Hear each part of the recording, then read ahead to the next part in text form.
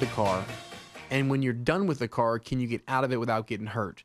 Those are the three things that I would tell my son. That's what me and my wife discussed. That's what I would tell a relative. Do you love it? Yes or no? I mean, you got to love what you're going to drive. Can you afford it? I don't mean just barely get in and now you just, it's tough for you to pay. Can you really afford it? And then the last thing is let's look at the structure of the deal, because when this thing comes to a close, I don't want to think I save money up front and take a huge hit at the end, right? Make sense? Mm-hmm. Yep. Okay, so let's talk about the end, because I think we've talked about whether you're loving a car, that's up to you. Whether you can afford the car, well, you know whether it's a lease or buy, which way you want to go based on your budget. So the last thing we need to talk about here is we need to talk about what are the options at the end. This is the cool part of leasing.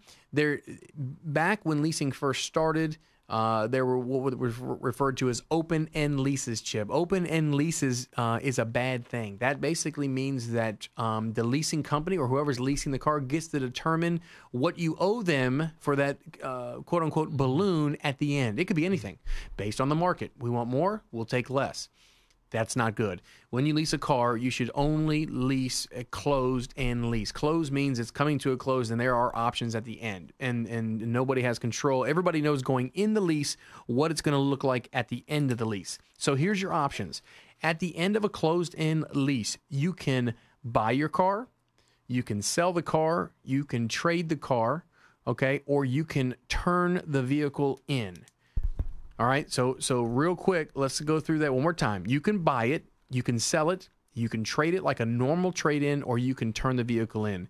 Now, I turn the vehicle in at the very end for a reason. If you turn the vehicle in, to me, that is the most costly way you can do it, unless you know for certain that you're under the mileage. So there's where everybody says, see, this is why I don't like the lease, because the mileage thing. Well, here's the deal. Remember, if you buy it, sell it, or trade it, it doesn't matter how many miles you have on the car. It's irrelevant. And let me tell you why. If you buy the car and the bank imposes a penalty of 10 or 12 cents a mile over the limit they gave you, but you're going to buy the car, the bank's not going to get it. They're not going to charge you anything for that. They just don't want the car. If you sell the car, if I've got a lease and I want to sell it to Chip, okay, then Chip's going to get the car. He's not going to charge me for the mileage. He may offer me a price based on the mileage, but he's not going to charge me. And again, the bank is not getting the car back. If I trade the car, the dealership is getting the car with the miles. Okay, they're responsible for paying it off. Once again, the bank's not getting the car. If you turn it in, who gets the car back? The dealer. Well, the bank does. Oh, the bank. Okay. So we went through buy, sell, and trade. All right. Turning it in is the only option. The bank is going to retain the car, and then they're liable to get rid of it. So when they remarket the car and they take the hit, they're going to turn around and forward that hit back to you. I got you. This is why I told you at the end of the lease, buying it, selling it, trading it, those three options, the Bank of Americas of the world, the SunTrust of the world, the Toyotas of the world, they don't get the car back. They don't care if you got 300,000 miles on it. Man, if you trade it to a dealer and we got our payoff, I don't care how many miles you put on it. If you buy your own leased vehicle at the end of the term, the bank doesn't care. It's going to be your car. And the same thing if you sold it outright to somebody. So I don't know if that makes sense how I'm explaining it, but it's a no-brainer, okay?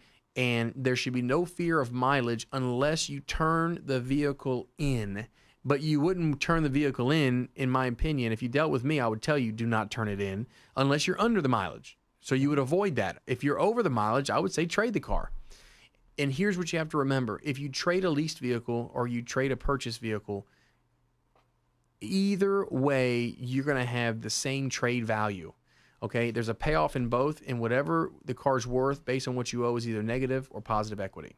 Either way you go on a purchase or lease, you're going to experience negative equity. So again, the trading a lease vehicle is not going to look much different than what a purchase vehicle does. The big difference is you're going to be paying less per month. Okay, in theory, go back to that example, accruing $3,500, $3,600 in savings. And let's just say that in a purchase you were $4,000 upside down. In a lease, you were $3,500 upside down. You say, well, see, I'm upside down the same in both. So what did it matter? Well, what mattered is you paid $100 less a month for three years. Right, so what I'm sharing with you is another alternative that I'm a believer of because of my own experience. I have leased many cars before I was ever a car dealer. And I've always had good dealings, but I always understood clearly what I needed to know about a lease. So hopefully that gives you some advantages of leasing. Next week, I still have 6 other things. We'll get into some disadvantages and continue talking leasing, because again, I think this is one of those, like you mentioned, Chip. You just don't get it down the first time. It takes a little while to really get a really solid understanding, right? I got you. Yep. And Louie, if you sell the car, let's say you're selling it to your next door neighbor. I mean, it's you got to still pay it off. Absolutely. So there's still Okay. Good point. Let's just say this. Let's say you're going to sell the car to your neighbor and you call and got your payoff on your lease, just like you would have purchased. Let me call and get my payoff. I call and get my payoff and I owe $17,300. Okay. Let's say I've got 100,000 miles on the car. I got 100,000 miles. I drove this thing like I wanted to. I mean, I got all kind of miles on it, but I owe 17,000. I want to sell it to you.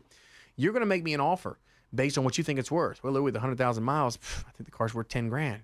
You immediately say, wow, I've got some $7,000 upside down. I can't sell that.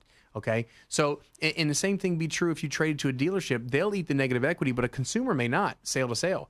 But in most cases, it's not going to be that severe. But at the end of the day, all the bank wants is the $17,160. They don't